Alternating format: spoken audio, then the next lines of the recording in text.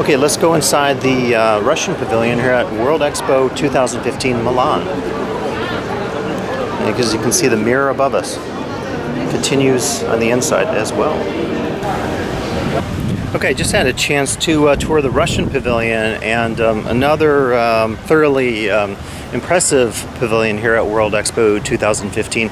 You know what they do at the entrance, as you'll see here, of the exhibits, is use video, I think, in a highly innovative way. You'll see with these multiple minute video screens that are projected on a rather massive scale throughout the pavilion. They also, I think, create these really cool zones, thematic zones within the space itself, and they do this. You'll see here they have a water bar. There are a lot of different emphases, of course, on food, smoked meats, and so forth. They also use a lot of immersive video technology throughout the exhibit, particularly at the end. They showcase art, and it's one of the many pavilions at Expo 2015 that gives the guests not just a taste of Russian culture and a sense of the food and so forth, but it really does give an overall immersive experience that the guests can partake in. Okay, and going back a bit, you can see here what I think was really exciting about the Russian Pavilion from most places towards the far end of the Exposition Boulevard was the fact that you could see this dramatic, what people call the mirror ski jump feature. One of the more interesting ones, one of the few uses of that, ironically enough, surprisingly enough, of mirroring at the Expo. So now the video will take us inside here.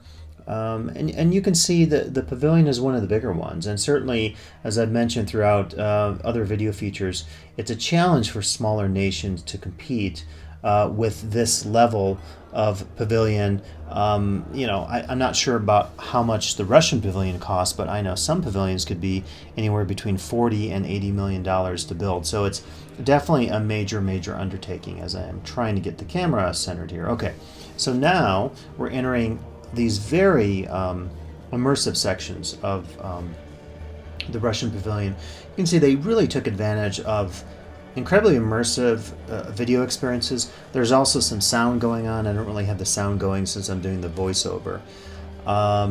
You can see here the smaller video screens, and a lot of information about crops and different plant species.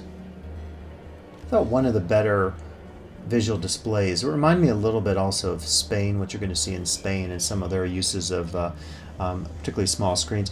Over here, this was very cool. They have this, reminded me a lot of molecular gastronomy, but it's a water bar, and there's a mixologist, I guess you could say a water mixologist, who is concocting these different water cocktails.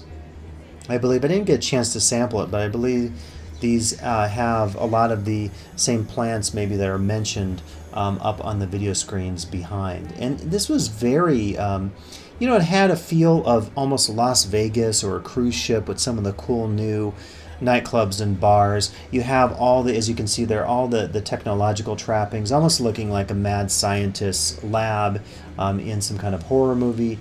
The lighting, I think, very effective. The use of the beakers and the different smoke coming out and so forth had a really cool feel.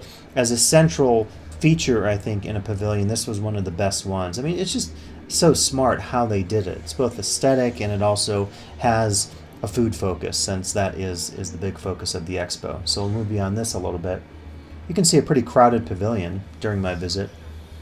This was one of the ones I had to wait quite a while to get into. It wasn't necessarily, I got in quickly, but there were other times when I tried to visit the pavilion, and there were really long lines. So I hit this just at the right time, and unfortunately I missed the big crowds.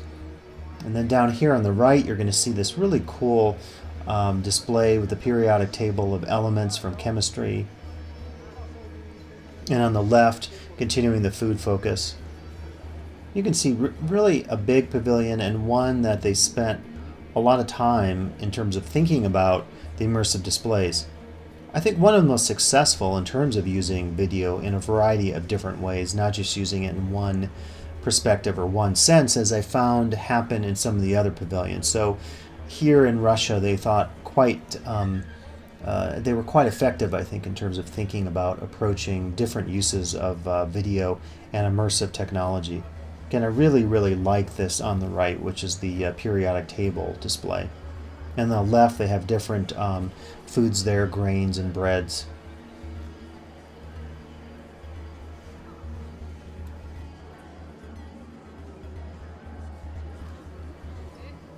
And you can see here small restaurant, cafe, one gift shop area. I believe we'll hit a second gift shop. One of the things that I think is a challenge at the World Expo is that some of the pavilions were almost glorified gift shops. They really weren't trying to do much. And Russia, to their credit, I think, had those elements, but they weren't so over the top and extensive that you didn't feel like you were being sold something every minute that you were in the pavilion. That was an upscale restaurant there that was closed during my visit. So yeah, this area has some restaurants, cafes, smaller gift shop areas. We're going to spin around here. There's multiple floors. So we're going to take a trip. I'm trying to remember. I believe those up these stairs. Yep, indeed. Handy to have that signage there. Continue up the stairs. A little bit of art here. Not too well themed or aesthetically pleasing in terms of the trip up the stairs. Some of the pavilions actually did a lot in terms of even theming those areas. But when you spend your budget on some of the other areas, it's probably hard to do everything. And you can see a couple flights of stairs up. Hopefully move along here. Slow trip up the stairs. Okay, then finally we're making the turn again. A bit more artwork we're seeing. This area not terribly themed, as you could maybe make out.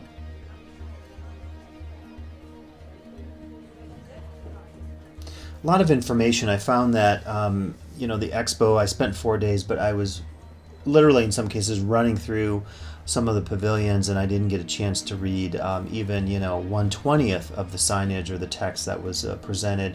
You can see here some additional artwork towards the exit, and yeah, I mean a lot of impressive stuff, I would say, in the Russian pavilion. And again, I wish I had the opportunity to interact with every single video screen and to read all the text, because it does enhance your experience with any pavilion. But unfortunately, because of the crowds and limited time, even in the span of 4 days, I couldn't do everything that I wanted to do. Another example there of a immersive video technology, circular projection, very, very cool. Again, they did so much in terms of thinking about how to vary up the video immersive technologies that are available to the guest at the pavilion. And then here, I think, is another restaurant here, very cool design. And then on the right, I think, is another. No, we're still at the top. I'm actually getting a little confused. We're at the top here, and we get a nice view here of Oman and also the Estonian pavilion below. So some really great views. They created some excellent vistas, I felt, here at the top of the Russian pavilion. Okay, and as we leave the top floor there, here is the gift shop that I previously mentioned, which greets you just as you're exiting the Russian pavilion.